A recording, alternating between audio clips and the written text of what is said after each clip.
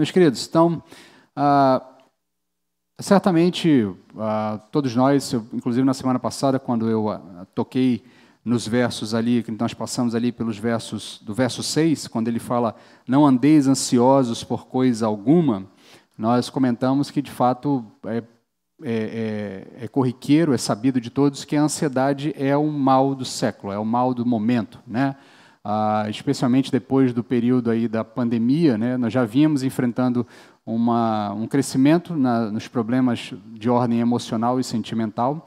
A pandemia agravou isso por N fatores, seja pela questão do confinamento, seja pelo medo do que aconteceria nos próximos dias, seja pelas inúmeras perdas que muitos enfrentaram, né, as dúvidas, as dificuldades. Então, nós hoje estamos enfrentando o rescaldo de todo esse período, então, com um aumento significativo de problemas de ordem emocional, de ordem mental, né?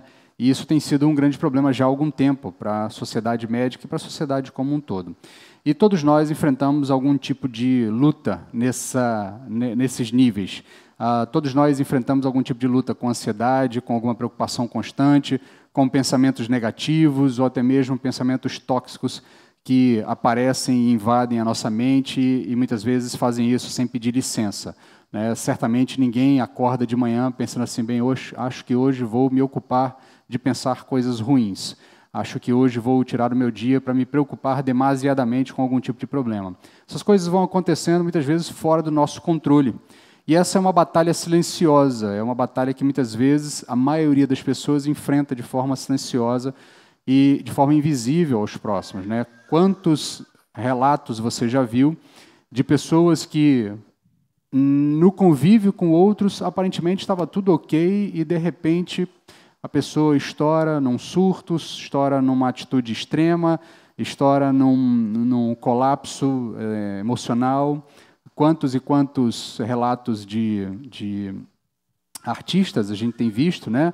Artistas, muitas vezes, do mundo da comédia, adentrando aparentemente, pessoas alegres que nos faziam rir nos filmes e programas de TV e outras mídias que chegam até nós, mas que, de repente, tiram a própria vida porque enfrentavam uma depressão profunda, enfrentavam problemas crônicos de ordem sentimental, de ordem de pensamento. Então, essa, muitas vezes, é uma batalha silenciosa e, muitas vezes, invisível para todos aqueles que estão ao seu redor. Mas ela é real, ela é exaustiva para quem vive e ela, de fato, é um problema que a gente precisa encarar. E a Bíblia não foge disso, a Bíblia não esconde esta realidade ou essa faceta dos problemas humanos.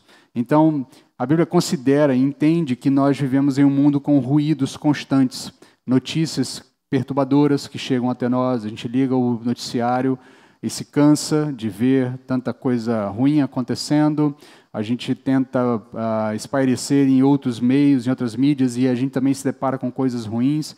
Então, nesse processo, a gente acaba também um tanto quanto estimulado a viver num mundo de batalhas constantes, eu preciso me superar o tempo todo, me comparar com os outros.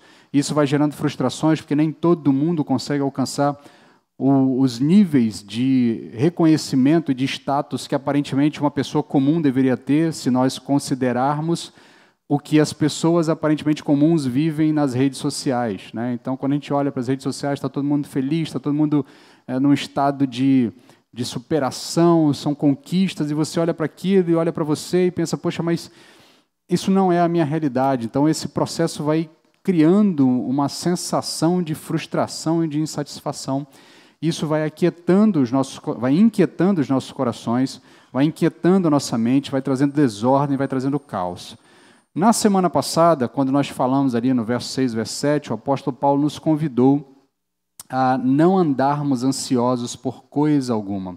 É interessante que ele vai trabalhando a ideia consciente de que, numa época onde as pessoas não tinham a quantidade massiva de informações que nós temos hoje, as pessoas já enfrentavam problemas com ansiedade, já enfrentavam problemas de desordem emocional, de desordem de sentimentos. Então, o apóstolo Paulo nos convida a não andarmos ansiosos por coisa alguma e nos apresenta um meio para não andarmos ansiosos de forma alguma, que é fazendo com que todas as nossas petições, as nossas preocupações sejam conhecidas diante de Deus. Então ele diz, não andeis ansiosos por coisa alguma, verso 6, pelo contrário, sejam os vossos pedidos plenamente conhecidos diante de Deus por meio da oração e súplica com ações de graça. E aí ele faz uma promessa, ele finaliza dizendo o seguinte, e a paz que ultrapassa todo o entendimento guardará os vossos corações e os vossos pensamentos em Cristo Jesus. Então há uma promessa para nós, se de fato nós colocarmos diante de Deus todas as nossas preocupações por meio de orações e súplicas, com ações de graça, há uma promessa, a paz de Deus que excede todo entendimento guardará os nossos corações. Mas como é que a gente faz isso? Como é que a gente realiza isso na prática? Como é que de fato a gente consegue colocar todas as nossas preocupações diante de Deus? Como é que essa paz se torna uma realidade constante, não apenas um desejo distante em nossas vidas? Então, se nós considerarmos o próprio autor da carta, que escreve essa carta, o apóstolo Paulo, ele está preso, né, como eu já comentei em outros momentos, provavelmente em Roma, suas circunstâncias são desfavoráveis, a sua liberdade está cerceada, seu futuro é incerto, no entanto, ele constantemente demonstra um comportamento condicionado... Aceito, meu irmão, obrigado. Ele constantemente apresenta um comportamento condicionado por uma alegria e uma paz, que apesar das circunstâncias, inunda o seu coração e as circunstâncias não são capazes de abalar essa confiança do apóstolo Paulo, porque todas as suas necessidades, todas as suas preocupações estão depositadas diante do Senhor. Na passagem que nós lemos, na introdução, ela nos vai apresentar uma espécie de manual prático, uma espécie de guia essencial para cultivar uma mente que não apenas resiste às tempestades da vida, mas também que atrai e mantém a presença desse Deus da paz. A paz de Deus, nós veremos hoje, não é uma bênção passiva que apenas recebemos, é também, em alguma parte, uma consequência ativa e intencional de como nós escolhemos pensar e de como nós escolhemos viver.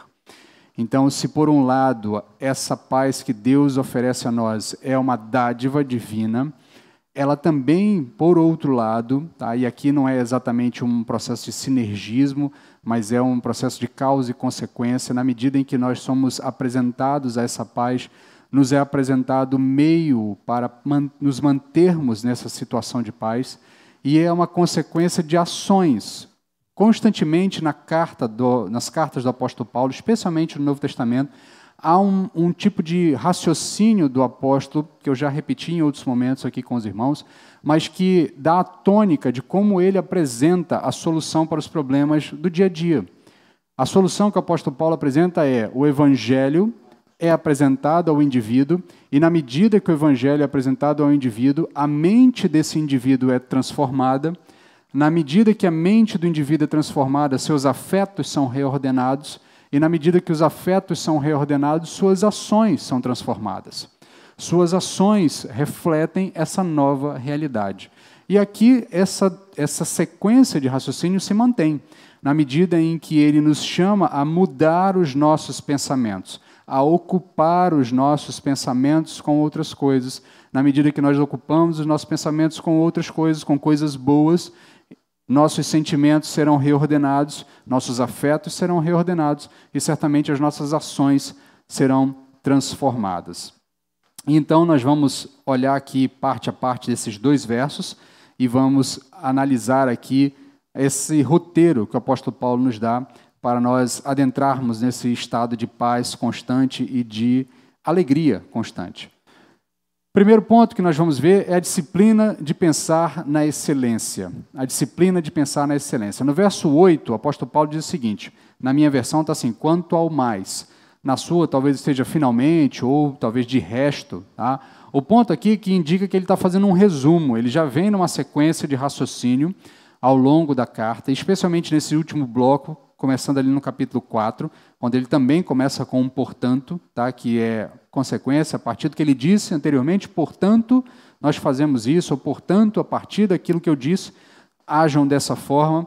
E aqui ele vai caminhando dizendo, olha, quanto ao mais, tá? Então ele indica que ele está fazendo um resumo, uma declaração conclusiva, oferecendo a essência de como a vida cristã deve ser vivida, especialmente após ter falado sobre ansiedade e sobre paz. Ele vai dizer o seguinte, tudo que é verdadeiro, tudo que é honesto, tudo que é justo, tudo que é puro, tudo que é amável, tudo que é de boa fama, se há alguma virtude, se há algum louvor, nisso pensai. Isso é uma lista extraordinária, uma lista de virtudes extraordinárias. Paulo não apenas nos diz para não pensarmos nas coisas ruins, até porque isso seria um desafio. Tá?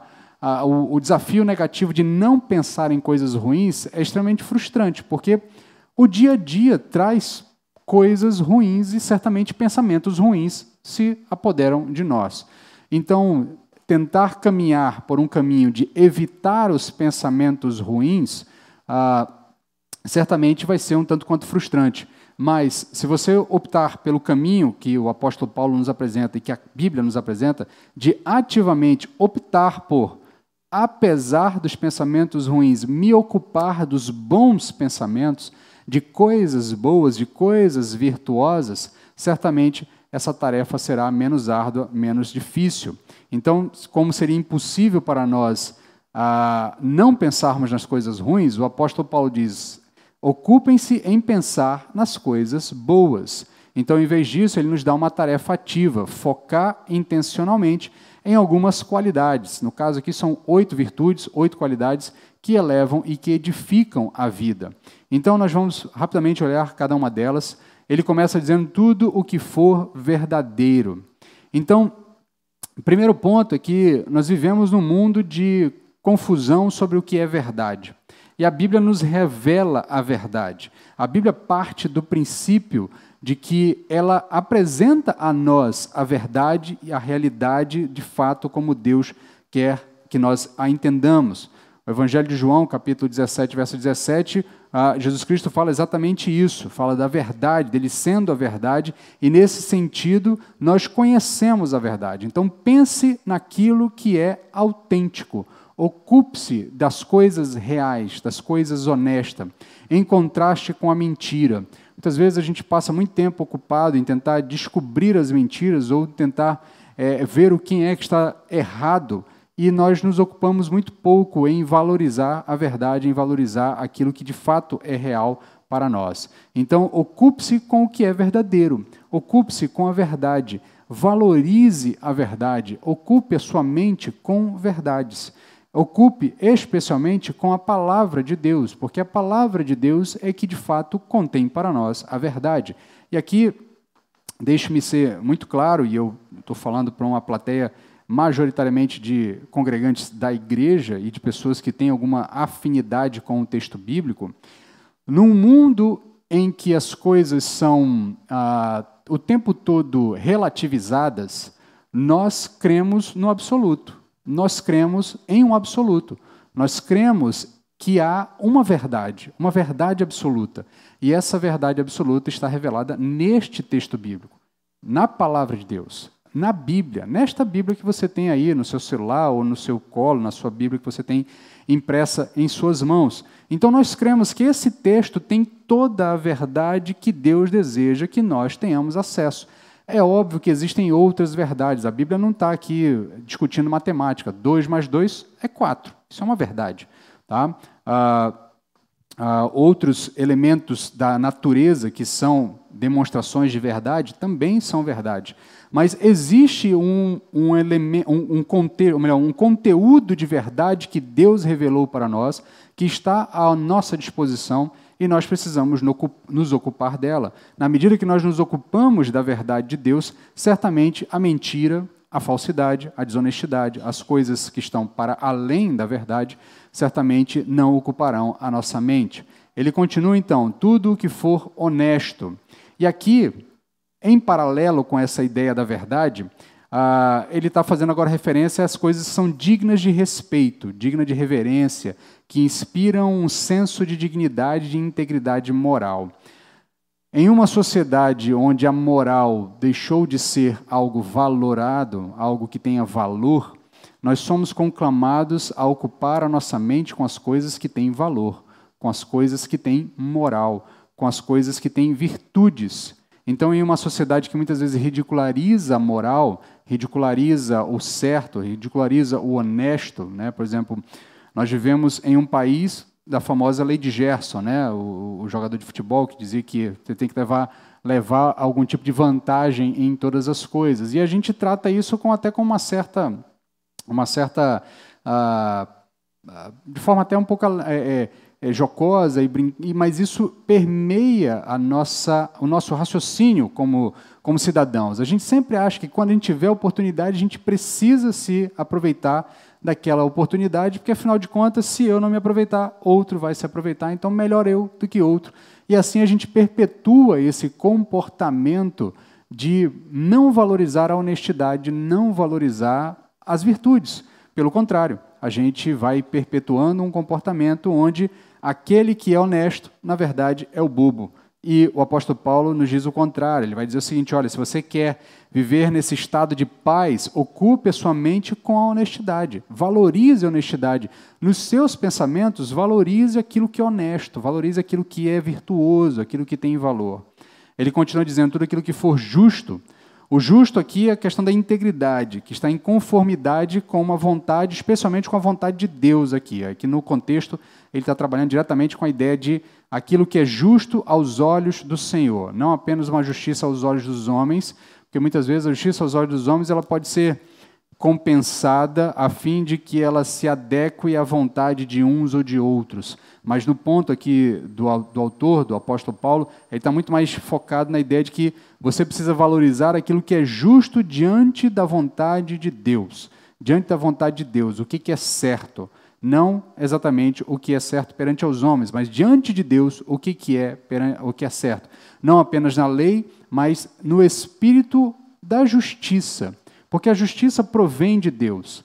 A justiça provém de Deus. E aqui eu não estou dando nenhuma desculpa para que você desobedeça às leis do nosso país ou qualquer outra lei que lhe seja imposta. Mas o fato é que, muitas vezes, algumas apresentações legais elas não refletem a natureza da justiça. E nós somos aqui convocados a manter a nossa mente ligados àquilo que é justo diante de Deus, diante da vontade de Deus que é expressa para nós na palavra dele. Ele continua dizendo: tudo que for puro. E aí aqui a ideia de livre de contaminação moral, casto, sem segundas intenções, pensamentos que não são corrompidos pelo mal, nem pela malícia ou pela imoralidade. E aqui nós precisamos aprender a dar uma burilada nos nossos pensamentos, porque, em algum sentido, quando nós estamos em um grupo maior, nós tentamos nos manter socialmente aceitos.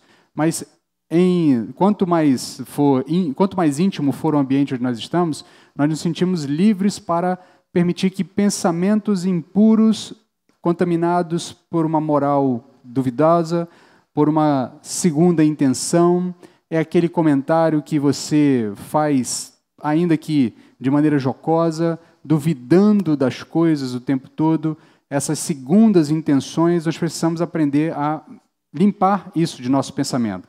Esses pensamentos são corrompidos pelo mal, são corrompidos por malícia, são corrompidos por imoralidade, e muitas vezes nós ocupamos o nosso pensamento. Nós achamos que se nós não externarmos isso é o suficiente. Mas na medida que eles estão ocupando a nossa mente, eles estão moldando os nossos sentimentos, eles estão moldando os nossos afetos, certamente estão moldando também o nosso comportamento. Então nós precisamos purificar os nossos pensamentos, pensar nas coisas puras, pensar nas coisas que de fato não tenham segundas intenções, que não sejam limpas, não sejam contaminadas pelo mal ou pela falta de moralidade. Ele continua dizendo: tudo que for amável, aquilo que é agradável, que inspira amor, afeição, que é gentil e convida à concórdia. É interessante porque eu estava olhando lá nos léxicos a a explicação das palavras no original, ou sentido, e aí essa explicação me pareceu bastante interessante, porque não é só aquilo que é agradável, mas é o que inspira amor e afeição. Os meus pensamentos inspiram amor e afeição, inspiram gentileza, inspiram a concórdia.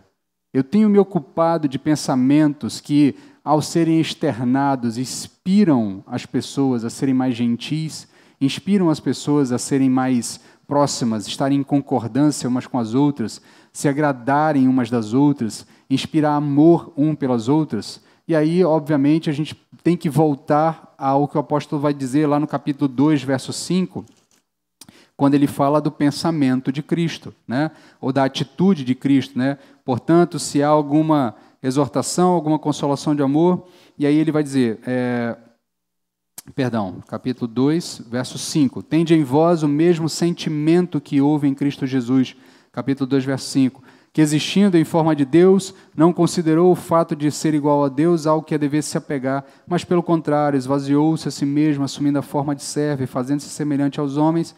Assim, na forma de homem, humilhou-se a si mesmo, sendo obediente até a morte e morte de cruz. Então o apóstolo Paulo usa o paradigma do pensamento, da mente, da vontade expressa de Cristo nas suas ações, como o paradigma principal de toda essa mudança de comportamento.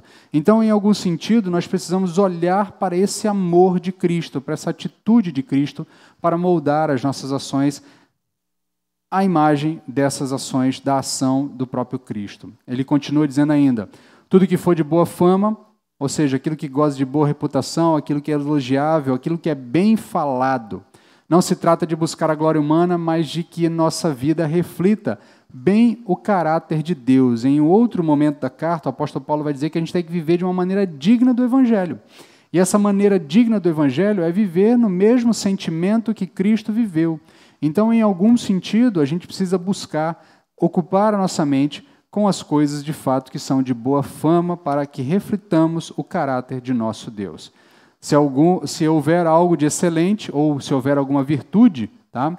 Seja algo virtuoso, que tenha valor moral, superior, meritório, isso nos chama a buscar a excelência em tudo o que fazemos para a glória de Deus.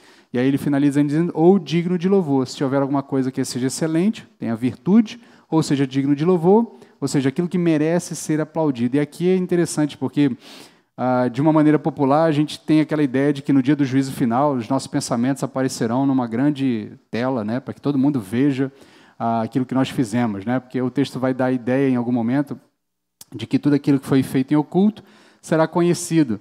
E aí o apóstolo Paulo já está dando a dica antecipada, né? Não que eu entenda que vai acontecer dessa forma, isso é uma maneira popular de interpretar o texto e não está muito bem apurada, mas se você tem medo de que isso aconteça, eu sugiro que você se apegue ao texto de Filipenses capítulo 4, verso 8 e verso 9, pratique isso na sua vida, porque se os seus pensamentos forem dignos de louvor, certamente você não há de se preocupar se eles forem expostos num telão cósmico para que todas as pessoas em todos os tempos, no grande dia do juízo, vejam aquilo que você pensou. Mas em uma outra abordagem mais apropriada para o texto, de fato, nós precisamos pensar, será que meus pensamentos são dignos de louvor? Será que a minha mente está ocupada com coisas que, se alguém soubesse, essa pessoa diria, nossa, isso é algo digno de louvor, isso é algo digno de aplauso, isso é algo que me inspira.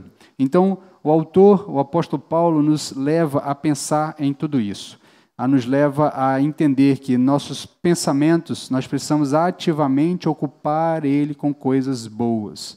E o que nós devemos fazer com tudo isso? O apóstolo Paulo diz, pensem nessas coisas.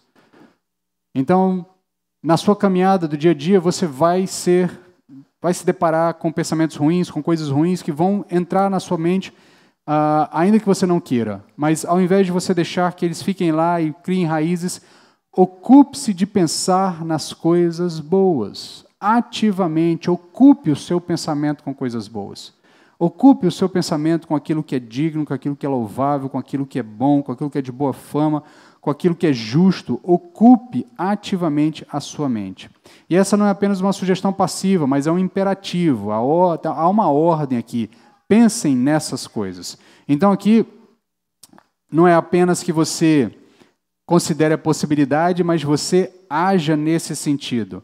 Reflita, medite, calcule, raciocine intencionalmente nessas coisas. É um ato deliberado de filtrar o que entra e permanece nas nossas mentes.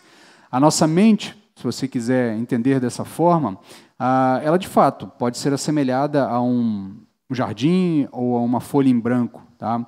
Se nós não ocuparmos aquela folha em branco com coisas boas, ou nesse jardim não plantarmos boas sementes, certamente não florescerá um bom fruto, uma boa árvore, certamente não terá um quadro bonito ou uma imagem bela.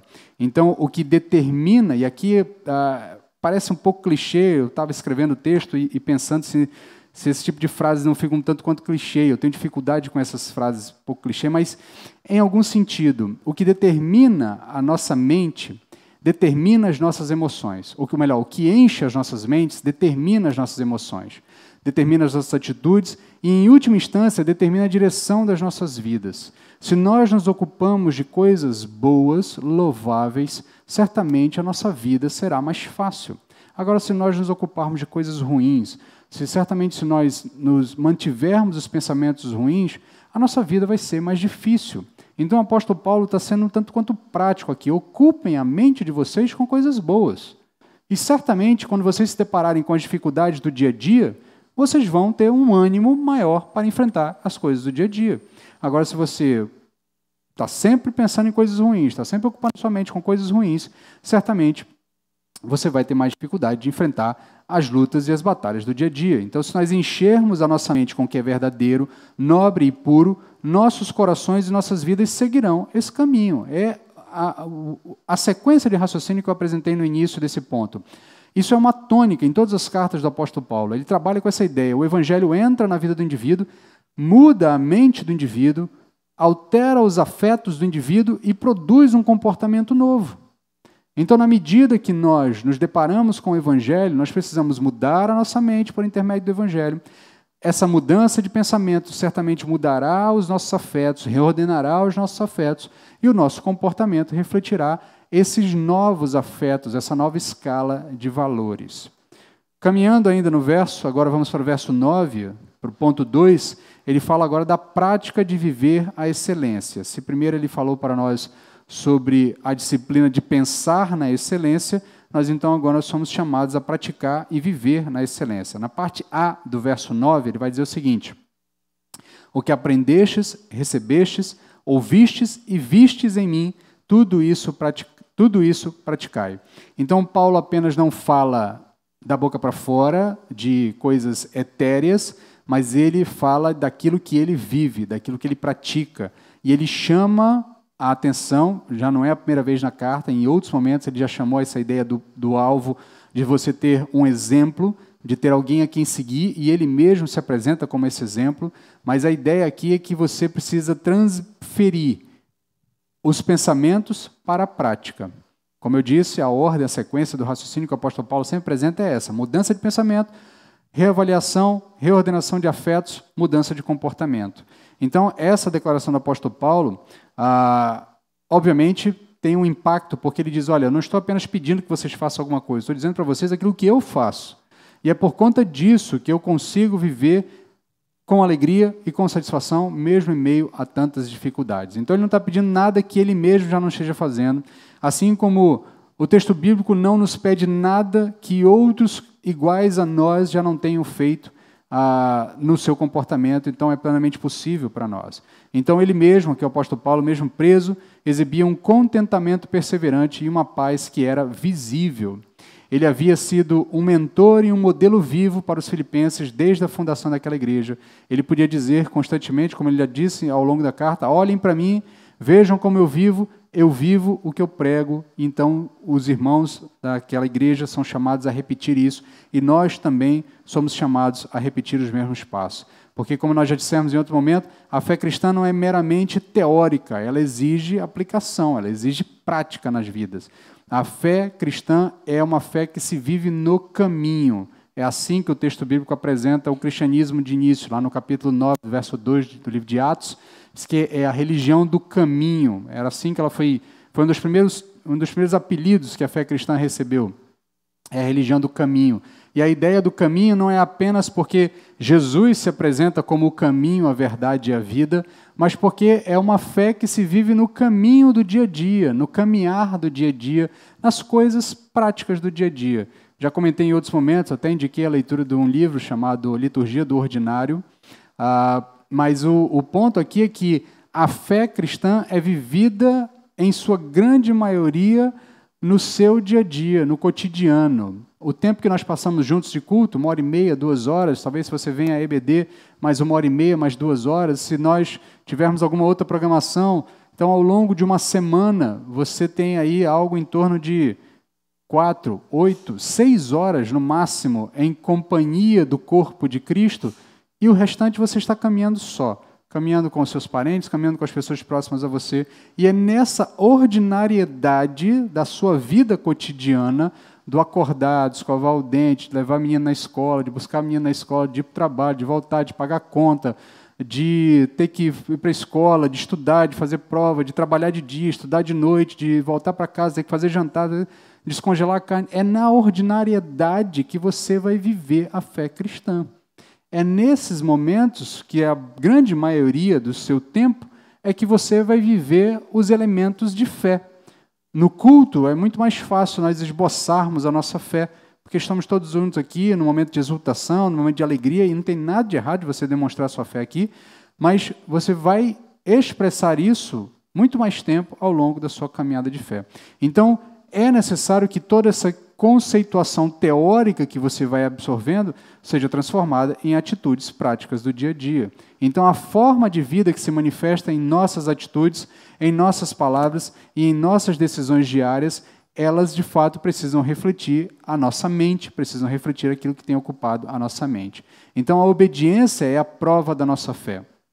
Ela é a estrada para a transformação dos nossos comportamentos. Então, quando nós colocamos em prática aquilo que aprendemos da palavra de Deus e dos bons exemplos, estamos vivendo de maneira consistente com a nossa fé. E aí a pergunta que sempre fica para nós é: quem são os nossos modelos de fé? Quem são aqueles que nós olhamos e tentamos replicar os seus passos? Quem são os bons exemplos que nós estamos mirando? Temos até dentro dessa sequência de mensagens, tem uma mensagem titulada com esse título mesmo, Mirando nos Bons Exemplos. Um outro momento em que o apóstolo Paulo utiliza o exemplo de Timóteo, o exemplo dele mesmo e o exemplo de Epafrodito, todos a partir do exemplo de Cristo que ele citou lá no capítulo 2, verso 5.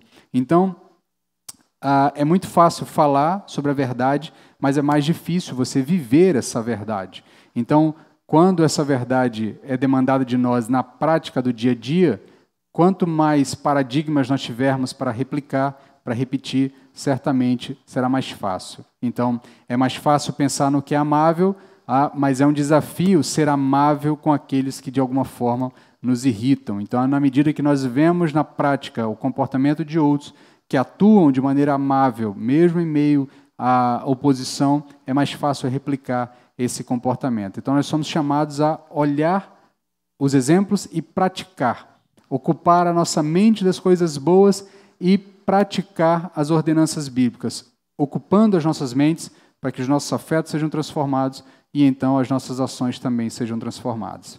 Finalizando, na parte B do verso 9, ele vai replicar, ou ele vai reafirmar a promessa do finalzinho ali do verso 7, tá? A promessa da paz de Deus. Aí nós chegamos à gloriosa promessa, que é uma réplica do raciocínio lá do verso 6. Ele vai dizer então, e o Deus de paz estará convosco. Então essa não é apenas uma paz interior, que resulta da ausência de conflitos, não é uma paz que o mundo oferece, que é passageira, que é transitória, que depende de circunstâncias externas, mas é uma paz ativa do Deus da paz. E aqui é interessante, eu falei disso na semana passada, reforcei esse mesmo conceito e quero reforçar de novo. O Deus de paz estará convosco. Na medida em que nós nos ocupamos as nossas mentes com aquilo que é bom, com aquilo que produz coisas boas, que os nossos afetos são transformados, as nossas ações são transformadas, o Deus de paz está conosco. Na mesma forma como o apóstolo Paulo falou lá no verso 7, e a paz de Deus, que ultrapassa todo entendimento, guardará os vossos corações e os vossos pensamentos em Cristo Jesus, ele agora reafirma, dizendo, olha, na medida em que vocês praticam o que aprenderam, ocupando a mente de vocês com o que é bom, com o que é honesto, com o que é justo, com o que é puro, com o que é virtuoso, com o que é louvável, se vocês pensam nessas coisas e praticam essas coisas, o Deus de paz estará convosco. E aí, digo mais uma vez, se o Deus de paz está conosco, o que nós precisamos temer? Por que vamos nos apavorar diante das situações? Por que vamos perder a nossa paz diante das tribulações? Porque vamos estar ansiosos, porque vamos estar preocupados com aquilo que está fora do nosso controle. Se o Deus de paz está conosco, nós podemos descansar. Se o Deus de paz caminha conosco, certamente nós temos a consciência de que aquele que é o Senhor sobre todas as coisas há de fazer o que é melhor para as nossas vidas. Essa promessa do verso 9 complementa a promessa que eu havia citado no verso 7, e a paz de Deus que excede todo entendimento. Então elas trabalham como complemento. A paz de Deus guarda os nossos corações e mentes quando oramos e entregamos as nossas ansiedades a Deus. Mas a presença do Deus de paz é a recompensa daqueles que ativamente disciplinam a sua mente e praticam as virtudes de uma mente disciplinada com coisas boas, de uma mente ocupada com coisas boas. As duas coisas andam de mãos dadas, na medida em que, quando nós entregamos as nossas preocupações diante de Deus e confiamos plenamente dele, a paz dele blinda os nossos pensamentos, blinda os nossos sentimentos. Na medida em que nós ocupamos os nossos pensamentos com coisas boas e praticamos as coisas boas que ocuparam o nosso pensamento, certamente a paz de Deus estará presente nas nossas vidas. A paz de Deus será uma realidade nas nossas vidas. Então, essa sinergia divina de blindar a nossa mente e estar presente na nossa vida, certamente nos trará esse mesmo tipo de comportamento que o apóstolo Paulo tem, que na medida em que ele está preso, na medida em que ele está cerceado da sua liberdade, na medida em que ele não sabe se no dia seguinte vai estar vivo, porque a sua vida está na mão do imperador nesse momento, no momento que ele escreve a carta, ainda assim ele pode dizer à igreja: eu estou feliz, eu estou alegre, eu peço a vocês que se alegrem, eu peço a vocês que não se preocupem comigo, minha vida está nas mãos do Criador, se por acaso eu morrer, for derramado como libação, isso vai ser bom, porque o Evangelho avançou, está chegando na casa do próprio imperador, vocês são o fruto do meu trabalho, e se eu por acaso tiver que ser a libação, né, que é aquele vinho que é derramado sobre o sacrifício que vai ser oferecido, eu estou feliz, porque vocês são esse sacrifício de louvor que eu estou entregando a Deus, uma igreja alegre, uma igreja pujante, uma igreja confiante, uma igreja de fé, uma igreja que foi transformada pelo Evangelho. Ainda assim, o apóstolo Paulo, mesmo diante das muitas dificuldades, ele esboça essa alegria e essa certeza constante. Então, nesse sentido, meus queridos, fica a pergunta para nós. Se nós desejamos essa paz em nossas vidas, não uma paz superficial, nós precisamos, de fato, ocupar as nossas mentes, ocupando as nossas mentes, praticar aquilo que nós ocupamos as nossas mentes. Nós precisamos entregar as nossas preocupações diante de Deus e confiar que Ele está no controle de todas as coisas. Quero finalizar convidando você a essa paz. E para nós chegarmos a esse estado de paz, nós precisamos disciplinar os nossos pensamentos, escolhendo ativamente e focando naquilo que é excelente. Nós precisamos praticar essa fé, colocando em ação tudo aquilo que aprendemos, tudo aquilo que ocupamos a mente, a fim de dar bons exemplos para aqueles que estão ao nosso redor, mas também mirando e olhando os bons exemplos, e certamente o resultado será a gloriosa recompensa, a presença de Deus, o Deus da paz, conosco. Ele mesmo se fará presente e onde Ele está, certamente, a paz. Esse é um desafio mental para nós, tá? Ocupar a nossa mente é um desafio. O mundo nos inunda com informações e de um tempo para cá a gente inclusive enaltece a ideia dessa passividade, né? Muitas vezes as pessoas dizem: eu quero chegar em casa e quero só olhar para as coisas sem ter que pensar, sem ter que raciocinar, porque eu passei o dia inteiro cansando. E o texto bíblico deixa muito claro que se nós deixarmos as coisas aleatoriamente, certamente coisas ruins ocuparão a nossa mente. Então, ativamente, a gente precisa estar preocupado em ocupar a nossa mente com coisas boas. Então, certamente, a gente precisa filtrar o que o que nós acessamos, o que nós vemos, aquilo que assistimos, aquilo que nos ocupa a mente, aquilo que ocupa os nossos afetos, precisa ser filtrados. Nós precisamos cultivar isso, filtrando aquilo que nós consumimos, as mídias, as conversas, o entretenimento, o que é contextualizado ao nosso redor. Nós precisamos filtrar para que coisas boas de fato ocupem a nossa mente. E, obviamente, você tem um desafio prático, tá? De pôr em prática essa mudança de comportamento a partir da mudança de pensamento, se alinhando à palavra do Senhor, obedecendo a ordem que nos é dada, e aí nós certamente alcançaremos esse estado de paz, esse estado da presença de Deus conosco. Então, que a paz de Deus esteja com cada um de nós, não apenas hoje, mas em todo o nosso caminhar, à medida que nós buscamos pensar naquilo que é excelente e praticar o que é virtuoso. Quero convidar você a orar nesse momento.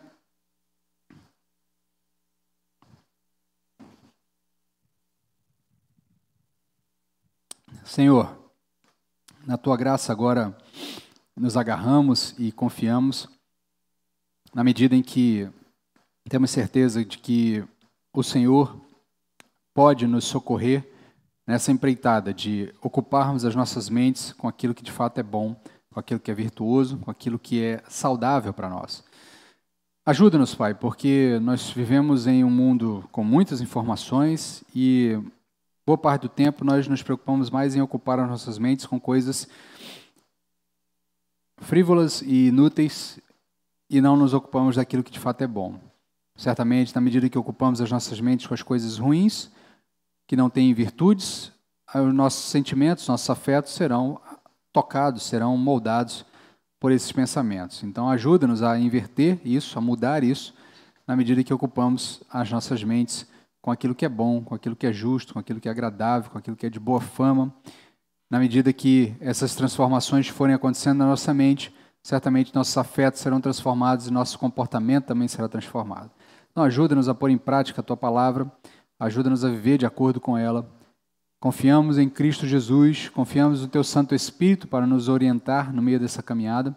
Confiamos que o Senhor não há de nos deixar sozinhos, muito pelo contrário, o Senhor deseja que nós vivamos nesse estado de paz. Então, o Teu Santo Espírito há de nos orientar a passar por essa transformação. Ajuda-nos, Pai, é o que te pedimos em nome de Jesus. Amém.